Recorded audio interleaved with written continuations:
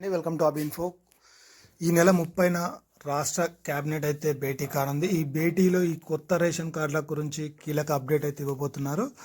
మీరైతే కొత్తగా మన ఛానల్ ఎవరైతే ఫస్ట్ టైం చేశారో ప్లీజ్ సబ్స్క్రైబ్, లైక్, అలాగే సపోర్ట్ చేయండి. ఈ కొత్త రేషన్ కార్డుల నుంచి చాలా రోజుల నుంచి కాంగ్రెస్ ప్రభుత్వం అయితే ఇవాళ రేపు అంటూ కాలం గడుపుకుంటూ వస్తుంది. అయితే దీనికి సంబంధించి రీసెంట్గా బట్టి విక్రమార్క గారు అయితే దీనిపైన ఒక ప్రకటన అయితే చేశారు. సంక్రాంతి తర్వాత ఎవరైతే అర్హులు ఉంటారో వారికి ఈ కొత్త రేషన్ కార్డులు అనేది జారీ చేస్తాం. అలాగే పెండింగ్లో ఉన్న రేషన్ కార్డులు ఏవైతే ఉన్నాయో అవి కూడా మంజూరు చేస్తామని చెప్పి వారు స్పష్టమైతే చేశారు. అయితే దీనికి సంబంధించిన విధి విధానాలు అయితే ఈ రాష్ట్ర కేబినెట్ ఏదైతే ఉందో ఆ రోజు అయితే దీని విధి విధానాలు అయితే ఖరారు చేయబోతున్నారు. అంటే ఎవరికి రేషన్ కార్డు ఇవ్వాలి ఏంటి అని పూర్తి వివరాలు డిస్కస్ చేసిన తర్వాత ఈ కొత్త రేషన్ కార్డులు అయితే ఇవ్వబోతున్నారు. దీనికి సంబంధించి మరొక అప్డేట్ అయితే నేను తీసుకొస్తాను. మన ఛానల్ అయితే సబ్స్క్రైబ్ చేసుకోండి. అలాగే ఎవరైతే నిరుపేదలు రేషన్ కార్డు కోసం ఎదురు చూస్తున్నారో సంక్రాంతి తర్వాత అయితే ఈ అప్లికేషన్ ప్రాసెస్ అయితే రాబోతుంది. మీ సేవ ద్వారా అయితే ఇదివరకు అయితే అప్లై చేసుకున్నాం.